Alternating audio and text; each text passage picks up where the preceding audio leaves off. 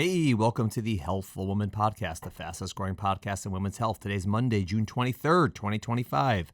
Today is part 2 of Rachel's birth story. If you have not yet listened to part 1, I would recommend listening to that first and then firing up today's podcast. Thank you to Rachel for coming in and sharing your birth story with us. All right, a few announcements regarding the upcoming summer. First, we do plan to continue podcasting as usual, weekly, over the summer months, so please do continue to check us out. Second, I plan to do a lot more mailbag podcasts. You guys are sending in great questions, and I want to get to all of them, so you will see some more of the mailbags over the next few months.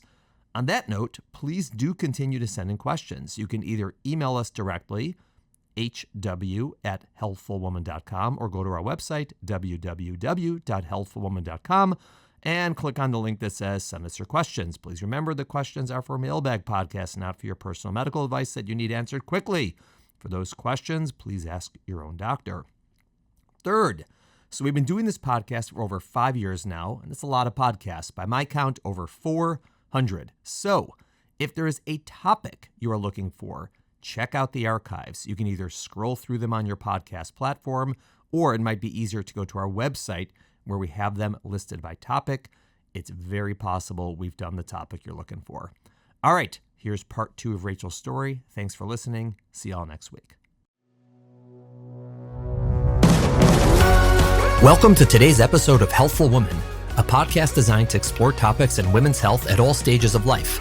I'm your host, Dr. Nathan Fox, an OBGYN and maternal fetal medicine specialist practicing in New York City. At Healthful Woman, I speak with leaders in the field to help you learn more about women's health, pregnancy, and wellness. Rachel, welcome back. Last week's podcast was a very moving one, obviously ended very, very difficult after real tough, complicated pregnancy and then delivering prematurely at another hospital, and then your baby daughter passing away. And when we ended last week, you were talking about how you are trying to comfort us, your doctors, which is very gracious of you. But I'm curious, what was actually going on in your mind at the time, right? So you're such a good person, you're so sweet, and you have such a positive outlook that you're thinking about how can I make others feel good while you have this horrible thing that just happened to you.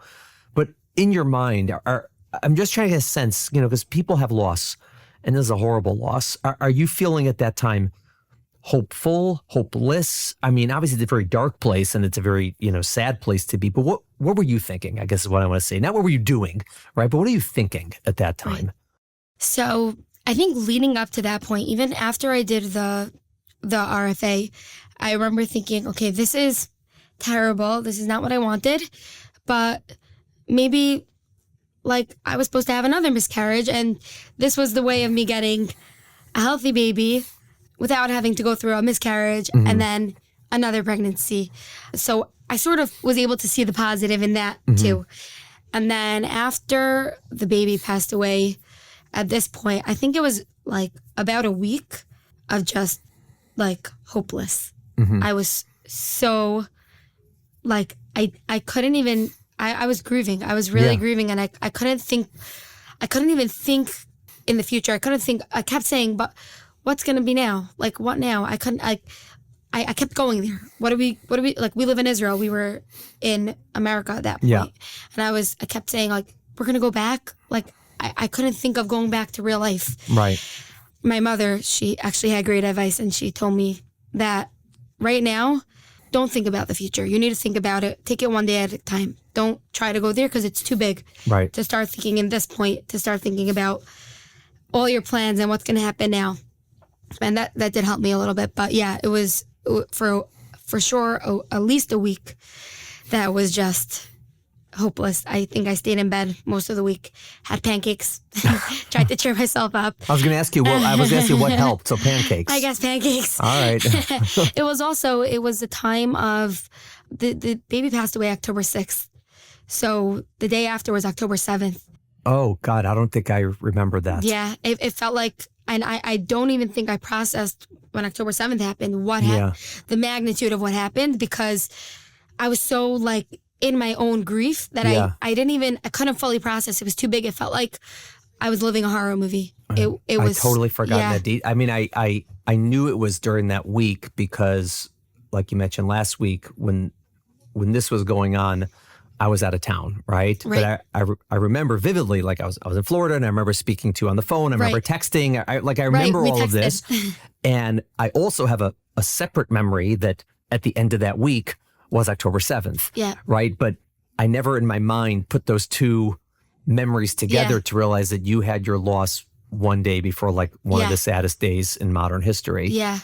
I felt like the world was going down. Like it was, and other things were happening. It wasn't only that. There was people I knew were going through hard things.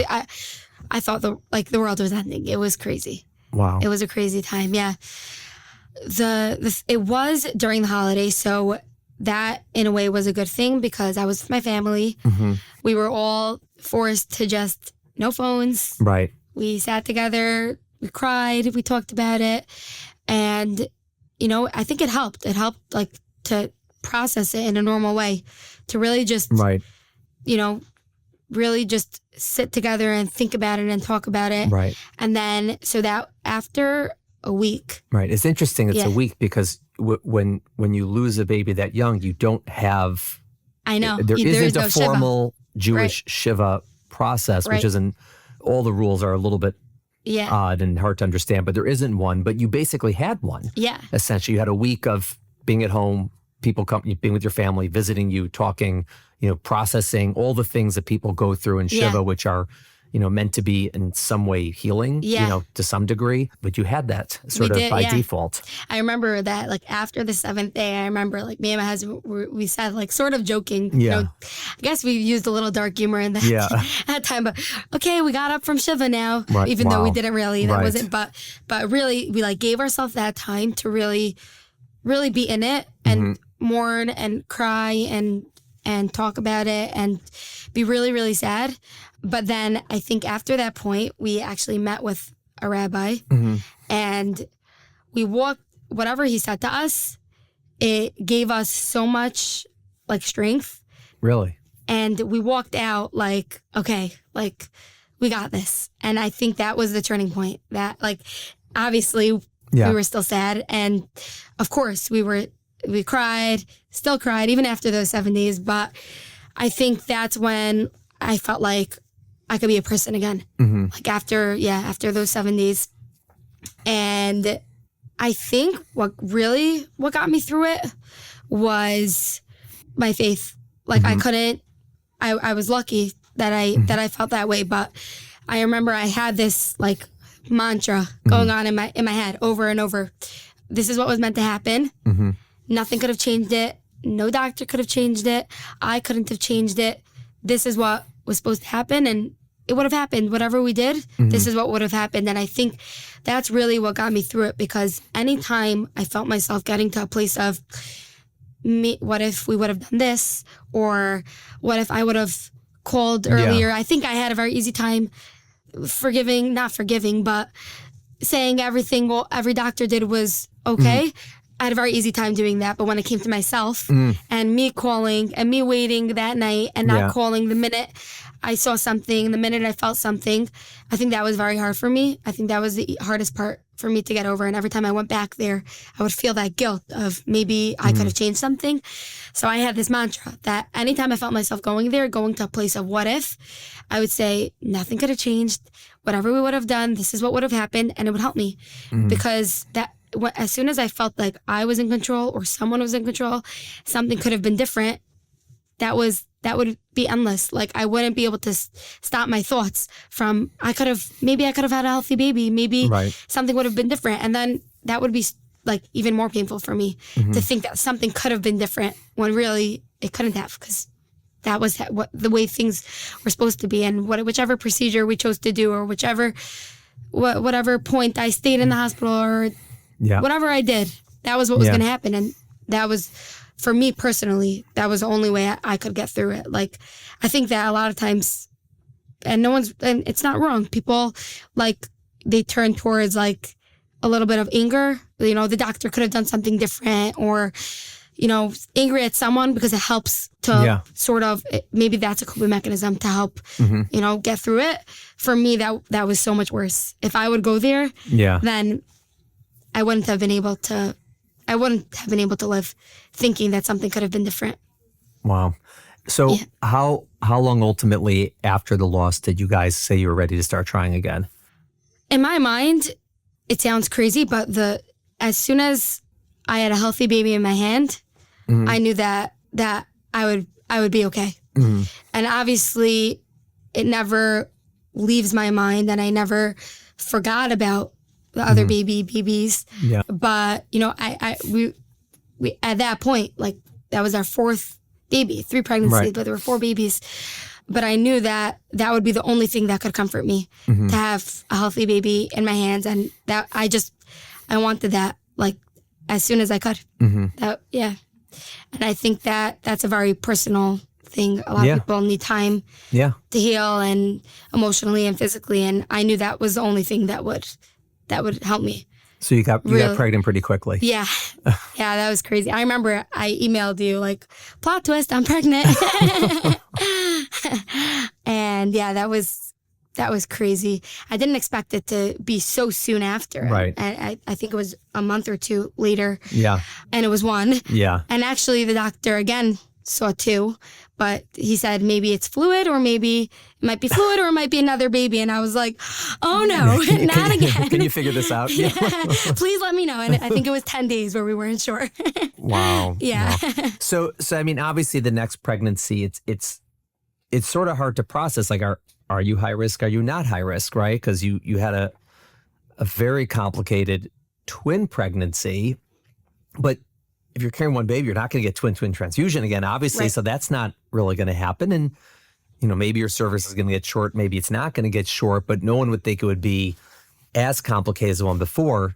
But on the other hand, you just had the most horrible pregnancy like known. Yeah. And so, I know on our end how we think about this, but how did you think about it? Did you were you, again, I think it's pretty apparent from listening to you for our listeners over this week and last week that you're a pretty positive thinking type of person. But were you thinking, this is not going to be the same, this is going to be a breeze, we're going to do this? Or were you thinking, I'm cursed, this is not going to happen for me, like everything's going to go wrong because it always goes wrong? Like, where were you headed, in which direction in your mind? So I definitely wasn't at the I'm cursed, this is going to go wrong point. Right. I think I was in between, because I was again excited to be pregnant. I guess I was excited each time, never changed, but I was very, very, very nervous. And I knew, I think I said this before, that in my mind, it was like, first I have to get through the first trimester, 1 bump. And then I have to get through the next bump. And then I have to get through the next bump. And then I have to make sure it's 1 baby.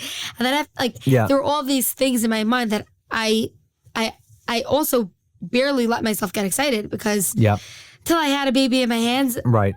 Who knows what could happen. I was obviously much more aware of what could happen at that point. So I was very nervous, but I was in between. I was thinking, I'm very nervous, but it could happen. And I remember at that point, the 3rd pregnancy I had, the last pregnancy, like I told you, I went every other day, blood test, ultrasound, and I was crazy about it. Yeah. And then this time I was thinking, where did that get me? Right. I got myself nervous. Every other day I got myself nervous, to be calmed down, to get nervous again for the next appointment. I'm not doing this. I'm being regular. I'm just being a normal pregnant person and going when the doctor tells me, and I'm not going to go more often.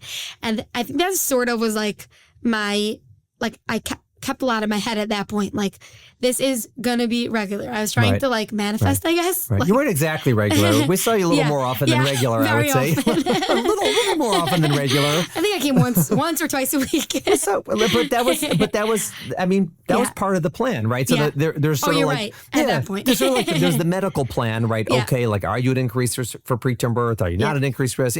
So there's the medical plan, but then there's we got to get you from point A to delivery, in one piece mentally, which is hard, right? It's understandable. You're going to be a disaster during the pregnancy. And so what can we do, right? There's only one of it's just time, obviously, but said, well, we're going to see you more often, right? And we're going to figure that out, and exactly what that means we'll sort out. But that was the expectation is you're going to come a lot, and that's fine. Yeah. Like, we're here every day. Yeah. That's cool. You know? And also, just to be clear, that was what I was talking about, the first trimester. Yeah. No, exactly. I'm not. Once I had the second trimester, second trimester was a different story. Yeah, we did a lot. But, you know, it's you know, obviously, you know, it's a very stressful pregnancy, obviously, and a lot of worry. But from like a medical side, for the majority of the pregnancies, actually pretty, thank God, low key. Yeah. Like you said, pretty normal. Yeah. Whatever, this is and that's, you know. But at what point in the pregnancy did you say in your head, this is happening, right? Like whatever happens, it's happening. I'm having a baby. I think it wasn't in my head. I think I told you. Yeah.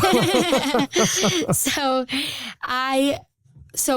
the first milestone I had to get to was 12 weeks. And then I let myself breathe a little bit. And then the second milestone I wanted to get to was to get past 24 weeks. Because I knew after 24 weeks, obviously that's still extremely early, but that's viability. Right. So I could have a healthy baby. I mean, eventually at that point. So I think I was definitely still nervous from like 18 to 26 weeks. I probably came into, I was having contractions also the whole time. So it wasn't like I wasn't feeling anything and I was nervous. I was also feeling the contractions, and I was thinking, how do I know when it's going to be the type of contractions that's going to change my cervix from long to short like it did the last pregnancy, even though that was a different scenario, it happened. Right.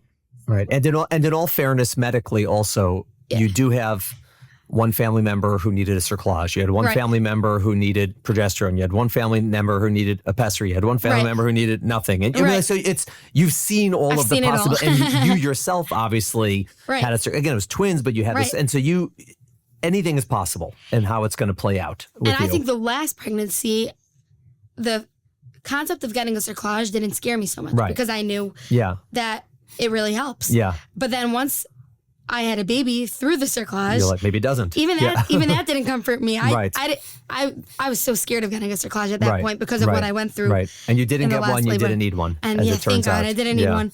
We were also worried that A, you may have needed one just because you may have needed one, but B, it's possible that the delivery prior, by delivering through the cerclage, could then damage your cervix to the point that you are now a person who does need a cerclage. So we really didn't know what was going to be. Right. And, you know, we looked at your cervix before pregnancy. You know, we did all these things to try to check it, and it seemed fine. And actually, it held up nicely. I think it got short like later in pregnancy, like at 29 weeks, and it took some progesterone. But basically, it held up the whole pregnancy, which is, thank God. It was a good cervix. Good job. Yeah. So to answer the question, at 26 weeks was when I was like, okay, maybe this is really happening. Yeah. And it was still early, so I still obviously was nervous. But from that point on, it flew by. Like, it started going, the pregnancy went so much faster because I wasn't as nervous, because I knew even at this point, if I have a baby, obviously, it's very early, but it's going to be a healthy baby. Yeah. You know? And I was also nervous about the cerclage. Right. I'm not sure if you even told me that you were nervous about that, but that it may damage your cervix. Yeah, but I remember asking about it. That was something that we were worried about, and it was between in the 4 minutes between when you got up from your Shiva and you got pregnant again. We did see you in the office to check the cervix, just see that, like, how does it look? Does it look intact? Is there a tear in it? Like, because we weren't really sure. And the cerclage was still there. Yeah. Oh yeah. So we had. They didn't actually remove that cerclage. We had I'm not sure what you did. Whatever. We took out the rest of your cerclage in between pregnancies. What happens? It's okay. It's in all fairness, it's challenging to take out those cerclages when you labor, but it was and. When you did get to that point, I remember I was like, oh, thank God. Like, thank God she's 28 weeks. Thank God she's 30 weeks. Thank God she's 32 weeks. Like, every time my God. Came in, we were both, we made it. Thank God. And then did you have any of like the quote unquote regular concerns about, like, what's my delivery going to be like? Am I going to end up with a C-section? Like, the type of thing that most people are sort of thinking about, it's like totally, you're like, just, healthy baby. That's healthy baby. Yeah. And I kept thinking in my mind, I just need to get to 36 weeks, 36 weeks, and then it's going to be okay, because my mother had all of us at 36 weeks. So we turned out fine, I think. So. I think so. And I knew in the third trimester, I knew I had another thing to be nervous about. I was going to start thinking, is the baby moving enough? Yeah. So when it was like a healthy point to get the baby out, I was like, just get the baby out. Right. And your wish came true. It was 36 weeks. You went into labor. Yeah. I think I was in the office that day. And I saw you. Yeah. And I went home and I didn't do this. I didn't put you into labor. You didn't. I just saw you in the hallway. Yeah. And then I remember the day before I packed my bags for the hospital. I only let myself pack at 36 weeks because I wanted to manifest that it wouldn't happen before. And then that night I was feeling contractions, but it wasn't really different than what I was feeling throughout the whole pregnancy. The only thing that made me think differently and actually call and go to the hospital was that I was 36 weeks. So I knew it was possible and I was ready. I was so ready. Yeah. And it felt a little bit more painful. Like so teeny. Yeah. But for some reason I decided to go. Right. And you didn't want to deliver at another hospital. And I definitely didn't want to deliver at another hospital. Been there, done that. Yeah. Yeah. So I was like, okay, worst comes to worst, they'll send us home. Yeah. And the whole way there to the hospital, I was like, this is probably a false alarm. And I was feeling totally fine. Like I walked into the hospital, I was fine. I was barely having contractions, barely in pain. And then in triage, that's when it actually started getting worse. And then I had the baby really quick in like 2 hours, no epidural, not by choice. Too quick. Wow. Yeah. So when he was born, and he was, it was like over 6 pounds, like, He was 6'5". Yeah, 6'5". He's screaming, he's crying, you're holding your baby. What's that like? There was nothing like that moment. I dreamed of it for so long. I always imagined that moment, just holding the baby in my arms for the first time. It was surreal. Did you know you were having a boy? I didn't. No. You didn't know? No. It was a surprise. But I knew. I didn't know, but I had such a strong feeling. Really? I don't know why. Yeah. Wow. Yeah. So, and then obviously, it was a joyous moment for MFM associates. I'm sure. It was like a little bit of a holiday for us. They can move my bed out. It went out. We said, "Oh, thank God!"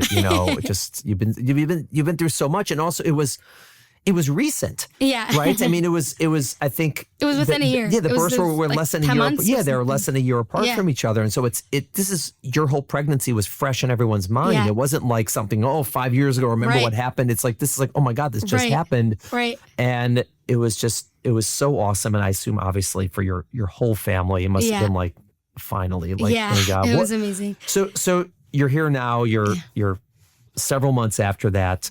How much, because I assume you're thinking about this again, like the next time around. How much do you think about, for your next pregnancy, let's say, sort of the same question I asked you about the last pregnancy. How much do you feel like, all right, I'm quote unquote, I'm cured. Like I got it. I know I can do this. I'm fine. This is going to be great every time around versus every time I get pregnant, it's going to be a disaster or a wreck. I'm going to be terrified. And like, where are you in that right now? Looking back on all of this. Yeah. Looking back at everything. But so definitely, I think the greatest blessing that I had was that the last pregnancy was so smooth and uneventful. Yeah. That of course, after going through everything I went through, I'm not going into another pregnancy naive or not knowing what could happen. But at the same time, I know my body could do it because I have a healthy baby and it happened. So I think I would still be nervous. I would still go into another pregnancy, probably coming in 1 to 2 times a week between 18 and 26 weeks, because also it could change every pregnancy. Yeah. So it's not like just because one time was good, every time is going to be good. So we still have to be on top of it. But I would still be nervous. But I think knowing that I could do it, and of course also having another baby to my mind to be busy with and not just be focusing only on what's going to happen with the pregnancy, I think that would help also take away some of the nerves. Wow. Amazing. Yeah. I want to ask you 2 questions before we wrap up. The first question is, and you covered some of this earlier this week and also last week. You've been through so much, but always, you're so delightful. You know what I mean? Really, and I say that, and I don't, it's not that people who aren't delightful when they're going through tragedy or something wrong with them, right? That's what's expected, right? I don't begrudge anyone who has like anything when they're going through a tragedy. Like all emotions are, totally normal in that sense. But I just remember vividly doing all of this. You always, even when you're going through such horrible things, you're always, you try to be positive. You have a smile. You're always so kind. You're always so, trying to be, as upbeat as possible. if you know, why are you like that? Like, where does that come from? That you have that? Honestly, I can't take credit. I think it's a gift. Like, I think that it's a blessing, that it's not something that everyone could really control. Right. How they are and how they react to things. And I think at the same time, for me personally, it's harder to not be happy. It's harder to go through life and look for the bad, or of course I'm normal and a human, and of course there's so many times when I'm going to be sad about something, but as a whole, I would never want that to take over, the sad to take over. I always try to just be positive and try to be happy, because it's an easier way for me to live life, just to be happy. It's so hard to go through life sad. It's amazing. Well, I mean, there's psychology behind that, the positive psychology field. And the second question I want to ask you is, looking back on all of this, from the very beginning of your, pregnancy career until now, what lessons do you take away from this? Like, when you look back on your own story and you think about your own story yourself, right? What do you take away from it? Definitely, I don't take anything for granted. That's for sure. Every minute with my baby, every minute that I was pregnant was such a blessing. And that, I think, after going through what I went through, I don't know if everyone has those feelings of all the hard times, when you're up all night with a baby, or you're vomiting in pregnancy, and it's hard to see that it's really good, but I think that really I recognize like how precious all those moments are, the good and the bad and the hard, I would say. And also, I guess, think it's important to really hold on to the support and the family and the friends that you have, to really, they're there for you and they want to help you. And even, sometimes people say things and everyone always says, it's easy to laugh at what people, or to say, how could they say that, what they said. But really, everyone means well, and everyone wants to help and just wants you to be happy. So to really just lean in on that and take advantage of it. Amazing. Rachel, thank you so much for telling your story, for coming in. It really is amazing. I'm so happy to know you. I'm so happy to know your family. Obviously, you're wonderful people, and it's really just it's amazing to be a part of your lives, and I appreciate it. And I know that all of our listeners adore you now as well. Thank you so much. Thank you for having me. Thank you for listening to the Healthful Woman Podcast. To learn more about our podcast, please visit our website at www.healthfulwoman.com. That's HEALTHFULWOMAN.com. If you have any questions about this podcast or any other topic you would like us to address, please feel free to email us at hw@healthfulwoman.com. Have a great day. The information discussed in Healthful Woman is intended for educational uses only and does not replace medical care from your physician. Healthful Woman is meant to expand your knowledge of women's health and does not replace ongoing care from your regular physician or gynecologist. We encourage you to speak with your doctor about specific diagnoses and treatment options for an effective treatment plan.